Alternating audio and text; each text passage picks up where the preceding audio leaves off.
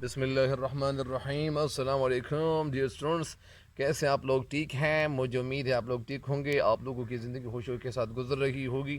تو میرے چینل پہ نئے ہر آنے والوں کو چاہیے کہ میرے چینل کو سبسکرائب ضرور کریں اور اس چینل کے لنکس کو بھی اپنے دوستوں کے ساتھ ضرور شیئر کریں، ٹھیک ہے؟ تو بڑھتے ہیں اگلے شعر کی تشریح کی طرف۔ اگلا شعر کیا ہے آج کا؟ مہینے وصل کے گھڑیوں کی صورت اڑتے جاتے ہیں، مہینے وصل کے گھڑیوں کی صورت اڑتے جاتے ہیں، مگر گھڑیاں جدائی کی گزرتی ہیں مہینوں میں، مگر گھڑیاں جدائی کی گزرتی ہیں مہینوں میں۔ مہینے منس وصل ملاقات، گھڑیاں 7 سیکنڈ یا لمحات، گھڑیوں کی معنی ہے 7 یا سیکنڈ لمحات، اڑتے جاتے ہیں یعنی تیزی کے ساتھ گزرتے جاتے ہیں۔ گھڑیاں جدائی کی، جدائی یعنی ہجر، جدائی جب جدا ہو جائیں، گزرتی ہیں مہینوں میں یعنی مہینوں میں گزر جاتے ہیں۔ اس شعر کا مفہوم کیا ہے؟ اس شعر کا مفہوم کچھ یوں ہے کہ محبوب سے ملاقات کے جو لمحے ہوتے ہیں، وہ کیا ہوتے ہیں؟ وہ لمحے بہت جلد گزر جاتے ہیں۔ محبوب سے ملاقات کے مہینے، اگر وہ مہینوں کے ملاقات کیوں نہ ہو، اگر وہ ملاقات مہینوں پہ محیط کیوں نہ ہو، اگر وہ مہینوں کے لحاظ سے وہ ملاقات کے مہینوں کے لحاظ سے کیوں نہ ہو، لیکن وہ لمحے بہت جلد گزر جاتے ہیں۔ لیکن جب جدائی کی گھڑیاں ہوتی ہیں، وہ جدائی کی گھڑیاں وہ لمبی ہو کر مہینے بن جاتی ہیں، یعنی لمبی ہو کر۔ اس کا سمپل سا مطلب یہی ہے کہ اگر ملاقات محبوب کے ساتھ ہو تو محبوب کے ساتھ ملاقات کرنے کا اگر وہ 1 مہینہ ٹائم کیوں نہ گزرے، لیکن وہ پتہ ہی نہیں چلے گا۔ لیکن اگر 1 دن بھی ملاقات سے دوری ہو، فاصلہ ہو، تو پھر یہ فاصلہ 1 دن کا مہینوں والا بن جاتا ہے۔ اس شعر میں شاعر کہنا یہ چاہتے ہیں کہ محبوب سے ملاقات کا جب عرصہ ہو، وہ بہت تیزی کے ساتھ گزرتا ہے، اور اتنی تیزی کے ساتھ گزرتا ہے کہ پتہ بھی نہیں چلتا، بلکہ وہ پلک جھپکتے ہی وہ گزر جاتا ہے۔ چاہے محبوب کی قربت یا نزدیکی وہ مہینوں اور سالوں میسر کیوں نہ ہو، چاہے وہ ان کے ساتھ یا قریب رہنے کے لیے اگر آپ کے پاس مہینے کیوں نہ ہو یا سالوں کیوں نہ ہو، کیوں میسر نہ ہو، مگر جب محبوب کی جدائی ہو یا جدائی کا وقت ہو یا فراق کا وقت ہو، تو پھر اگر وہ چند لمحوں پہ بھی محیط ہو، اگر وہ جدائی کے چند لمحے بھی کیوں نہ ہو، مگر وہ جدائی کی یہ لمحے وہ اتنے زیادہ درد انگیز اور تکلیف دہ ہوتے ہیں کہ وہ ایسے ہی دکھائی دیتا ہے جیسے محبوب سے جدا ہوئے بڑی لمبی مدت گزر گئی ہے، یعنی بڑا عرصہ گزر گیا ہے، ایسے ہی دکھائی دیتا ہے۔ اصل میں شاعر اس حقیقت کی طرف توجہ دلانا چاہتا ہے کہ خوشی اور راحت کے دن جو ہوتے ہیں وہ جلدی گزر جاتے ہیں، پتہ ہی نہیں چلتا۔ شاید آپ نے دیکھا ہوگا، آپ کو ایک بات بتاتا چلوں کہ زیادہ تر ایسے ہی ہوتا ہے کہ مثال کے طور پر اگر وہ شادی کا موقع ہو یا کسی کی شادی ہو یا اس شادی میں لوگوں کا آنا جانا ہو، تو سارے لوگ جتنے بھی ہوتے ہیں وہ آتے، جب بھی آتے ہیں وہ خوش ہو کر آتے ہیں، اور ہر ایک کے چہرے پہ مسکراہٹ وہ بکھیر رہی ہوتی ہے، ہر ایک چہرہ وہ ہنس رہا ہوتا ہے، ہر انسان وہ متبسم رہتا ہے۔ لیکن جب وہ وقت نہ ہو، جب کوئی غم ہو، جب کسی کی پودگی ہو یا کوئی وفات پا چکا ہوتا ہو، تو پھر وہ لمحہ وہ مہینے بن جاتے ہیں۔ اسی طرح خوشی کے لمحے وہ پتہ ہی نہیں چلے گا، وہ لمحے ختم ہو جاتے ہیں، انسان کی زندگی تیزی کے ساتھ گزر رہی ہوتی ہے۔ اسی طرح اگر میں آپ کو یہ بھی بتا دوں کہ بہت سارے لوگ ایسے ہوتے ہیں کہ وہ ان کے پاس پیسوں کی کمی نہیں ہوتی، ان کے پاس پیسے زیادہ ہوتے ہیں، تو وہ کیا ہوتے ہیں، ان کی جو زندگی ہوتی ہے، جوانی آ جاتی ہیں، جوانی میں پھر ان کے پاس پیسے بھی ہوتے ہیں زیادہ، وہ گاڑیوں میں کبھی ایک جگہ جاتے ہیں کبھی دوسری جگہ جاتے ہیں، لیکن ان کا پتہ بھی نہیں چلتا۔ یا اسی طرح بہت سارے لوگ ایسے بھی ہیں کہ وہ ٹک ٹاکس ویڈیو بناتے ہیں، اور وہ مختلف ویڈیوز وہ کیا کرتے ہیں، وہ ڈانس کرتے ہیں، اسی طرح ناچتے ہیں، لیکن ان کو تو پتہ نہیں چلتا ہے۔ لیکن جب ان کی زندگی گزر جاتی ہے اور یہ ڈانس یا ناچنے میں ان کی زندگی گزر جاتی ہے، تو پھر یہ بعد میں یا پریشان ہوتے ہیں کہ یار یہ جو وقت تھا یا جو لمحے تھے یہ تو اتنی تیزی کے ساتھ گزر گئے کہ وہ تو ہمیں پتہ ہی نہیں چلا۔ تو کیا یہ پتہ آپ کو چلے گا؟ یہ پتہ تو نہیں چلتا۔ پتہ تو تب چلتا ہے کہ پھر ایک شاعر یہ کہتے ہیں کہ وقتی طلوع دیکھا وقتی غروب دیکھا، اب فکر آخرت ہے دنیا کو خوب دیکھا۔ پھر ایک اور شعر کہتے ہیں کہ صبح ہوتی ہیں شام ہوتی ہیں زندگی یوں ہی تمام ہوتی ہے۔ تو انسانی زندگی انتہائی تیزی کے ساتھ وہ گزرتی ہے۔ تو آپ کو شاعر یہ بتا رہا ہے کہ اصل میں خوشی کے جو لمحے ہوتے ہیں وہ تیزی کے ساتھ گزر جاتے ہیں۔ اگر وہ انسان جو پہلے وہ گاڑیوں میں گزرتا تھا، گاڑیاں ڈرائیو کرتا تھا، ادھر ادھر چلتا تھا، وہ چکر پکنک پہ جایا کرتا تھا، اور وہ مختلف جگہوں کا سیر کرنے کے لیے چلا جاتا تھا، اپنے دوستوں کا جھمکٹا ہوتا تھا، ان کے پاس بہت سارے دوست ہوتے تھے، لیکن جب یہ کہیں چلا جاتا تھا تو ان کے دوست ان کے ساتھ ساتھ ہوتے تھے، وہ ساتھ ساتھ وہ چکر لگایا کرتے تھے۔ لیکن جب یہ انسان اگر وہ کسی اللہ نہ کرے کسی انسیڈنٹ کا شکار ہو جائے، کسی ایکسیڈنٹ کا شکار ہو جائے، اور پھر ان کے پاؤں یا اسی طرح وہ کہیں زخمی ہو جائیں، یا ان کے جسم کا کوئی بھی حصہ وہ زخمی ہو جائیں، یا اسی انسان کا اگر کوئی مسئلہ پیدا ہو، تو پھر یہ انسان اگر ہاسپٹل میں داخل کیا جائے، تو پھر ظاہری بات ہے کہ وہ جو لمحے ہوتے ہیں اگر وہ ایک دن ان کو ہاسپٹل میں کیوں نہ رکھا جائے، لیکن وہ ایک دن ان کے لیے مہینہ بن جاتا ہے، یا ایک دن ان کے لیے ایک مہینے کے طور پر نظر آتا ہے کہ یار یہ تو ایک دن نہیں تھا، یہ تو مہینے گزر گئے ہیں کہ میں اسپتال میں آیا ہوا ہوں۔ تو اسی وجہ سے انسانی زندگی عبارت اس چیز سے ہے کہ انسان کی جو زندگی ہوتی ہے، تو انسانی زندگی ایسی ہوتی ہے کہ وہ یعنی تغیر کے عادی ہوتا ہے، یہ انسان تغیر کا عادی ہوتا ہے، تبدیلی کا عادی ہوتا ہے، کہ وہ کہتے ہیں کہ تبدیلی میری زندگی میں ہر وقت رونما ہونی چاہیے۔ بہرحال شعر بتانا یہ چاہتے ہیں کہ وہ کہ خوشی اور راحت کے جو لمحے ہوتے ہیں وہ تیزی کے ساتھ گزر جاتے ہیں، کہ انسان کو اس کا احساس تک نہیں ہوتا ہے، مگر غم تکلیف اور آزمائش اور مصیبت کی جو گھڑیاں ہوتی ہیں وہ پھر کبھی نہیں کٹتی۔ وہ دن ہو یا وہ کچھ ہی دن ہو کیوں نہ ہو، لیکن وہ لمحے پھر نہیں کٹتے۔ تو اسی وجہ سے ایک شاعر کیا خوب کہتے ہیں اس حوالے سے، اور وہ بہت خوبصورت طریقے سے کہتے ہیں کہ اس حوالے سے ایک شعر ہے، حوالے سے تو تقریباً 2-3 شعر ہیں، لیکن میں آپ کو ایک ہی شعر پہ اکتفا کروں گا، یا ایک ہی شعر میں یہاں آپ کے سامنے عرض کروں گا۔ وہ شعر کیا ہے؟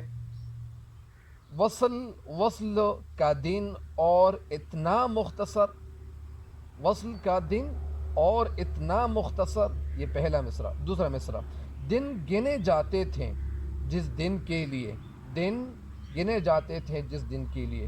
دوسرا شعر ہے، ایامی مصیبت کے تو کاٹے نہیں کٹتے، ایامی مصیبت کے تو کاٹے نہیں کٹتے، دن عیش کی گھڑیوں میں گزر جاتے ہیں کیسے، دن عیش کی گھڑیوں میں گزر جاتے ہیں کیسے۔ تو اس شعر کی تشریح مکمل ہو گئی ہے۔ اگلے شعر کی تشریح کی طرف آپ لوگوں کو لیے چلتا ہوں۔ اگلے شعر کیا ہے؟ مجھے روکے گا تو اے نا خدا کیا غرق ہونے سے، مجھے روکے گا تو اے نا خدا کیا غرق ہونے سے، کہ جن کو ڈوبنا ہو ڈوب جاتے ہیں سفینوں میں، کہ جن کو ڈوبنا ہو ڈوب جاتے ہیں سفینوں میں۔ ناخدا کی معنی ہے ملاح، کشتی چلانے والا، غرق یعنی دریا میں ڈوبنے والا، غرق کے معنی ہے ڈوبنے والا۔ جن کو ڈوبنا ہو ڈوب جاتے ہیں سفینوں میں، سفینہ کے معنی ہے جہاز یا کشتی، تو سفینوں جہاز یا کشتی مراد ہے۔ اس شعر کا مفہوم کیا ہے؟ اس شعر کا مفہوم یہ ہے کہ ایک کشتی چلانے والے تو مجھے ڈوبنے سے کیا روکے گا، اے کشتی چلانے والے تو مجھے ڈوبنے سے کیا روکے گا۔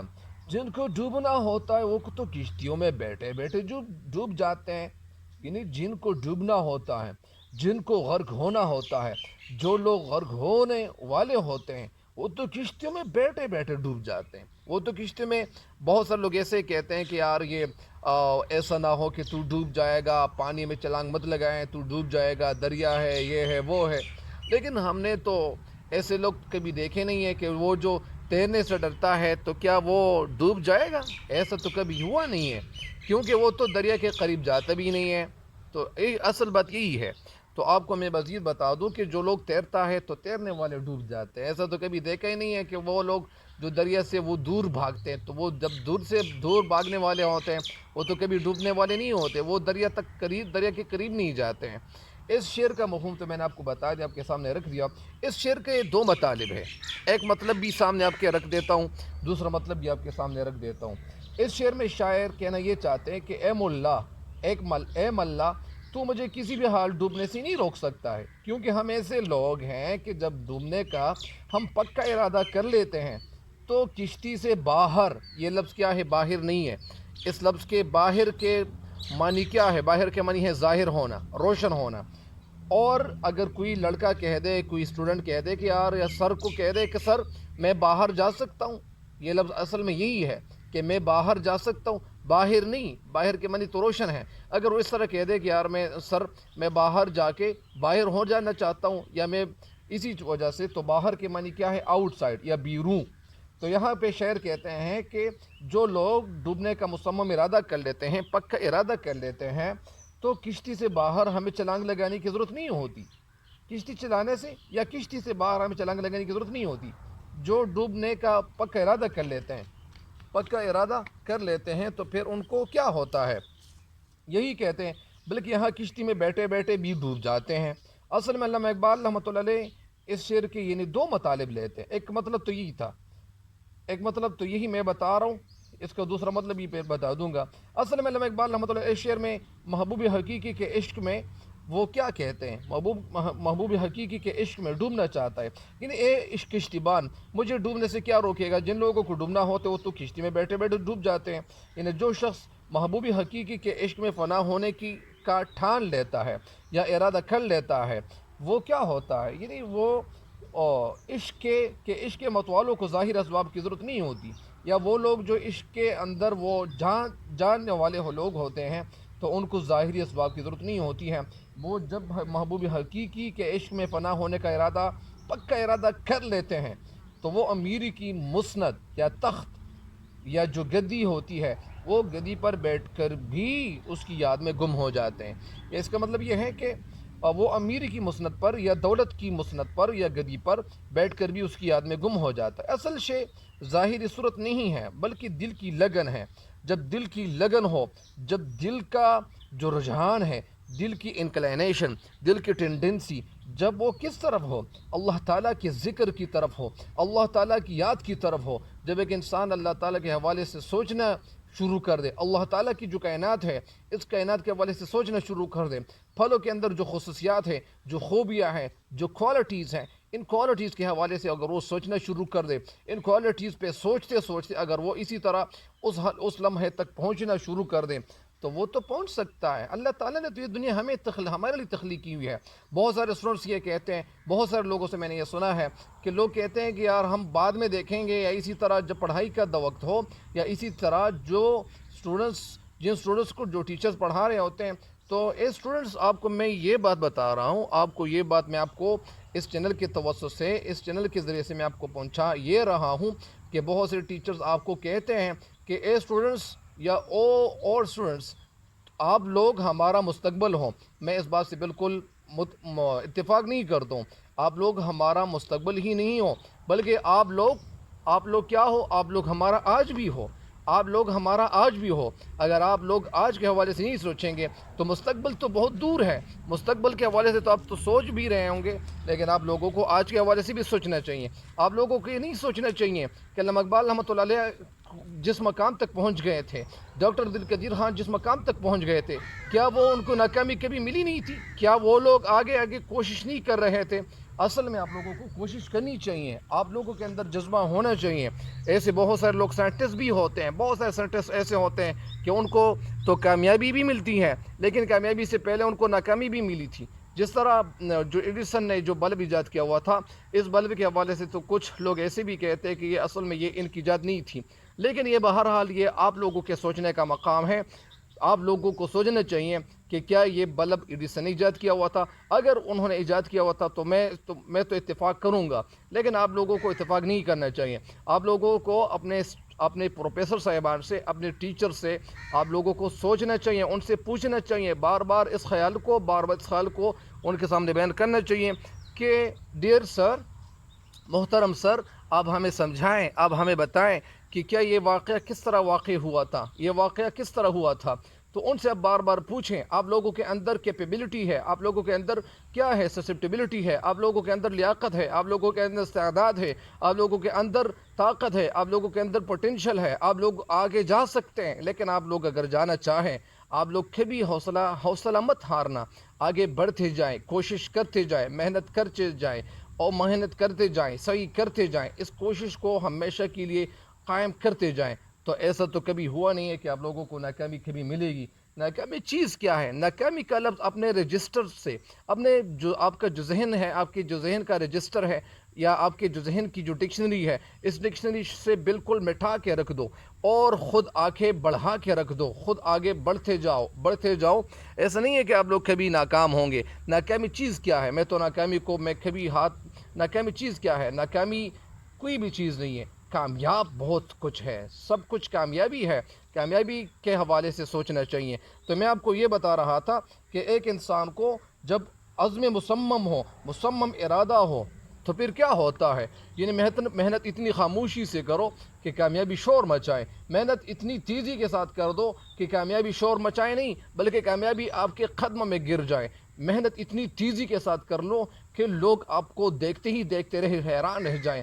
کامیابی محنت اتنی خاموشی سے کرو، اتنی زیادہ محنت کرتے چلے جائیں۔ بہت سارے لوگ آپ کو تو یہ بھی کہتے ہوں گے، آپ لوگوں کو یہ بھی سمجھ رہے ہوں گے کہ یہ جو لوگ ہیں، یا اسی طرح جو ہمارے بچے ہیں، اسی طرح ہمارے بیٹے ہیں، ان کے اندر کی کیپیبلٹی نہیں ہے، ان کے اندر اسی طرح آپ لوگوں کو، آپ کے جو والدین ہوتے ہیں وہ آپ لوگوں کو، یا اسی طرح بہت سارے والدین ایسی بھی ہوتے ہیں، وہ کہتے ہیں کہ یار یہ جو ہمارا بچہ ہے یہ تو اصل میں ان کا تو پوپا یا پوپی کا جو بیٹا ہے یا خالے کا بیٹا ہے، یہ تو ان سے بھی یہ میرا بیٹا ان سے اچھا نہیں ہے، وہ پوپی کا بیٹا یا خالہ کا بیٹا وہ تو میرے بیٹے سے اچھا ہے۔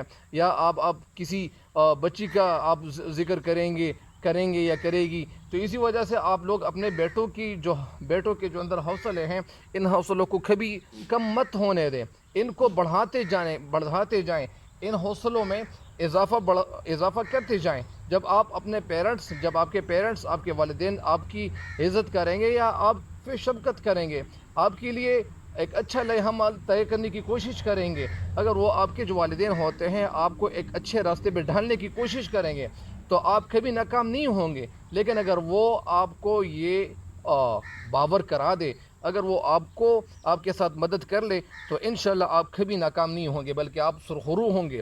آپ کے جو پیرنٹس اگر آپ کو کچھ ایسی بات کہہ دیں کہ وہ ناکامی کی بات ہو، تو آپ کو یہ چاہیے کہ آپ اپنے فرینڈ سے، آپ اپنے ٹیچر سے، جہاں بھی آپ کے ٹیچر ملتے ہیں، یا آپ کے اسکول کا یا آپ کے کالج کا ٹیچر نہ ہو، آپ کی یونیورسٹی کا ٹیچر نہ ہو، آپ کی یونیورسٹی کا پروفیسر نہ ہو، تو کسی اور پروفیسر صاحب سے بھی آپ پوچھ سکتے ہیں۔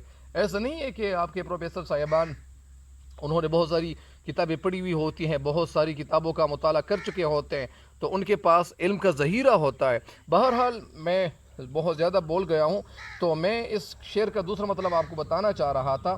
ایک مطلب تو میں نے آپ کے سامنے یہ اللہ کے فضل و کرم سے رکھ دیا کہ اے مولا تو مجھے کسی بھی حال میں ڈوبنے سے نہیں روک سکتا، کیونکہ ہم ایسے لوگ ہیں کہ جب ڈوبنے کا پکا ارادہ کر لیتے تو کشتی سے باہر ہمیں چھلانگ لگانے کی ضرورت نہیں ہوتی ہے، بلکہ یہاں کشتی میں بیٹھے بیٹھے ڈوب جاتے ہیں۔ اصل میں علامہ اقبال رحمۃ اللہ علیہ شعر میں محبوب حقیقی کے عشق میں ڈوبنے کے اظہار کرتے ہوئے کہتے ہیں کہ عشق کے متوالوں کو ظاہری اسباب کی ضرورت نہیں ہوتی ہے، وہ جب عشق حقیقی میں ڈوبنے جاتے ہیں یا فنا ہونے کا ارادہ کر لیتے ہیں، پکا ارادہ کر لیتے ہیں، تو پھر کیا ہوتے ہیں؟ وہ چاہے وہ امیری یا دولت مندی، یا اسی طرح وہ امیری کے مسند پر بیٹھ کر بھی اللہ تعالیٰ کی یاد میں گم ہو جاتے ہیں۔ وہ ان کو یاد ہونے کے لیے وہ جگہ نہیں چاہیے، وہ جب بھی چاہیں اللہ کے فضل و کرم سے تو اللہ تعالیٰ کی یاد میں وہ مشغول ہو جاتے ہیں۔ اس شعر کا دوسرا مطلب میں آپ کے سامنے یہ رکھ دوں۔ اس شعر کا دوسرا مطلب شاعر بتانا یہ چاہتا ہے کہ دوسرا مطلب اس کا کیا ہے؟ دوسرا مطلب اس کا یہ ہے کہ اقبال اور چند دوسرے رہنما مسلمان قوم کو غلامی کے طوفانوں سے نکالنا چاہتے تھے۔ یعنی یہ تو ظاہری بات ہے کہ علامہ اقبال رحمۃ اللہ کی جو شاعری ہے اس میں مسلمان قوم کو، اور کبھی کبھار تو ان کو تو آفاقی شعر بھی کہا جاتا ہے، آفاقی شعر یعنی یونیورسل شعر جس کو کہا جاتا ہے۔ مرادی مطلب اس کا دوسرا مطلب یہ ہے کہ اقبال اور چند دوسرے مسلمان جو رہنما تھے وہ مسلمان قوم کو غلامی کے طوفانوں سے نکالنا چاہتے تھے، غلامی کے ان دنوں سے نکالنا چاہتے تھے۔